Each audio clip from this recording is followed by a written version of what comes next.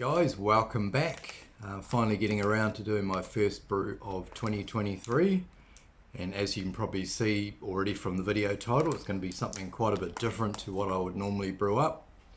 It's going to be a black rice lager. So here is the unique ingredient, the black rice itself. So I managed to track some down, and as luck would have it, it's exactly the right quantity that I need for my brew, so it's just going to be a small batch. Now the inspiration for doing a black rice lager was I got to try one about 6 months ago at a beer festival. Really enjoyed it, nice and light like a lager, but with some nice dark malt, sort of like a Schwarzbier sort of flavour, but then it had some like nice sort of nuttiness that you get from the black rice as well. So really enjoyed that. So I've been thinking about it ever since, and decided to maybe have a bash at doing one myself. So what we'll do is we'll get things started, because you need to cook the rice separately before starting your mash of your, as you would normally do. So yeah, we have to cook the rice, gelatinize it, I think is the right word, and then you add that in with the rest of the grains and do your normal mash. So we will get things going, and yeah, we'll just do some clips along the way, a little bit of talking. So hope you enjoy the video, and we'll see you at the end. Cheers guys. Okay, so on the back of the bag of rice it says to rinse it first before you start cooking. I guess it's just to rinse off any dirt, so we'll do that. Some running water. Quite an attractive looking rice. Okay, we'll be back with the next step shortly. So we're on to the cooking of the rice stage. So on the back of the bag it says to bring the water up to the boil and then simmer for 20 minutes. So that we'll just do exactly that. As you can see, the colour of the rice is already coming out into the water, so giving a nice sort of purpley colour, which would be attractive in a beer on its own, but as I'll talk about shortly, we are going to be adding some other grains, which will actually darken up the colour. So yeah, we'll let this come to the boil, then simmer for 20 minutes, and then I'll see you at the next step. Okay, so we've finished cooking the rice, and I've added the entire contents of the saucepan, the liquid and the rice, into the grain bag here, and I've added the other grains and just adjusted the temperature with a bit more water to get our mash temp of 66 degrees.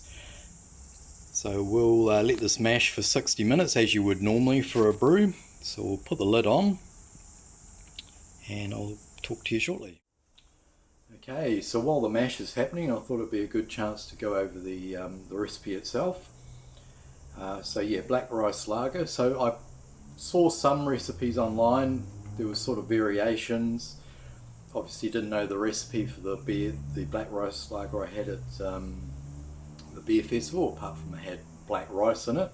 So anyway, I've sort of tweaked a couple of recipes and sort of added my own little spin on it. So anyway, this is what I'm doing in this brew. So 46% Pilsner malt. The black rice makes up 28%. Now a little bit of Vienna malt, 11%. 9% black patent malt, so that's going to give the beer an even darker colour, and hopefully add some nice sort of maybe some dark malt flavour as well. A little bit of light crystal, 3%, and then 3% light chocolate. Hopefully they add a little bit of like coffee, slight roast sort of notes. So that's the grain bill. It's going to be hopped with SARS hops, Czech SARS hops, to 20 IBUs. So I'm just going to add that in at the end of the boil, just do a bit of a whirlpool to get my 20 IBUs. And then the yeast is going to be the old SAF lager 3470, and then I'm going to ferment this at probably around 13 degrees. So yeah, that's the bulk. I'll put the recipe details in the video description. Yeah, so fingers crossed, hope it all turns out. I'm mashing at 66 degrees, I think I mentioned that. So we'll carry on, and yeah, I'll come up at the end, probably do a couple more clips and talk to you at the end once I've got the gravity hydro sample, etc. Catch you soon. Okay, so we've finished the 60-minute mash, and I've just pulled the grain bag out and rinsed with some sparge water at 75 degrees, and now we're just going to get the boil underway. Just thought I'd say that everything's looking and smelling really good at this stage, so that's a good sign. Honestly didn't know what to expect, so a little bit of trial and error, but yeah, so far so good. Okay, so the boil's finished, and we're going to add in 50 grams of Czech Sars, and we'll do a whirlpool for 10 minutes or so, and that'll give us our 20 IBUs that we're looking for. Okay, so the whirlpool hop stand's finished. Get that 20 IBUs, got the temperature below 80 degrees. Unfortunately I can't cool anymore in this urn, so I'm just transferring through now into the fermenter through the hop spider, and we'll just grab as much hop debris, if there's any rice debris, etc. Try and get a nice, sort of clean wort into the fermenter. Okay, so brew day is done and dusted. I've cooled the wort down to 13 degrees Celsius, and I've pitched that Saflager 3470, so we'll let that do its thing. Good thing is now I don't really have to do anything else apart from I'll ramp the temperature up towards the end, and towards the end of fermentation, and do a bit of a diacetyl rest.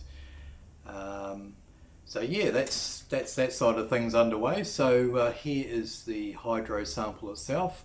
So pretty happy with that colour. I suspect it's going to be even darker in the finished beer.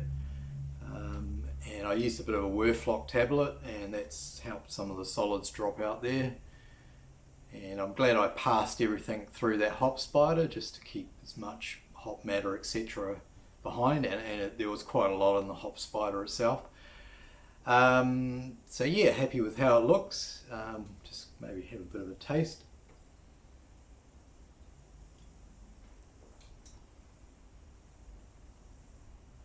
So yeah, there is a little bit of bitterness there. So yeah, sort of aimed around that 20 IBUs, just to give it, a nice little bit of bitterness there, but nothing too much. And then I'm picking up some of the darker malts there, and combined with the black rice as well. So yeah, it tastes promising, which is a good sign, because I didn't know how this was going to taste. So there's sort of, some coffee, maybe some very slight roast, a little bit of chocolate, and I think, yeah, that nuttiness from the black rice is coming through. So yeah, first signs are good. So yeah, that's promising, but of course we won't know until the finished beer. As far as the brew day itself, went pretty well. The black rice itself was pretty good to work with, having that that husk on the outside. Didn't get as gooey and messy as perhaps it would have done if I'd used like a white rice. So yeah, very nice to handle. The only thing that I struck, which I wouldn't normally strike on a brew day, is on a normal brew day I'd have all my mash water ready at strike water temperature, but because I added the contents of the pot with the rice and the water that it cooked in into the boiler, I had to muck around a little bit with getting my pre-boil volume sorted, and also adjusting the mash temperature to get it to that 66 degrees. So that's just something to be aware of. The other thing was I ended up liquoring back my post-boil, because the volume was down on what I was expecting, and I wonder if the rice actually absorbed more water than I anticipated. So I did liquor back. So the hydro sample originally would have been 1050, but after I liquored back, I ended up with 1040. So yeah, so quite a bit low. This is quite a bit lower in gravity than what it would have been if I didn't have to add any water. I mean, I didn't have to add the extra water, but I wanted to have a reasonable volume that I was going to be kegging. So yeah, I just decided to sacrifice, some gravity points and ultimately some alcohol volume to get that extra volume. So yeah, 1040. So if it gets down to 1010, it'll still give me at least a 4% beer, which for a lager, that's pretty good. So yeah, so overall, all went pretty well. Just obviously that extra time for cooking the rice, so you're probably all up. You've got to probably add another hour for that step. So yeah, thank you for watching, guys. If you've got any questions, just sing out below and I'll definitely do a follow-up video. It'll probably be a few weeks away, 3 or 4 weeks away, on the finished beer, because I'm as interested as hopefully some of you guys are in how it turns out.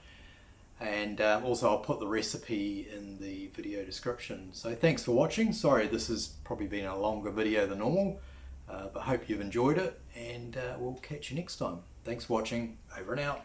Cheers.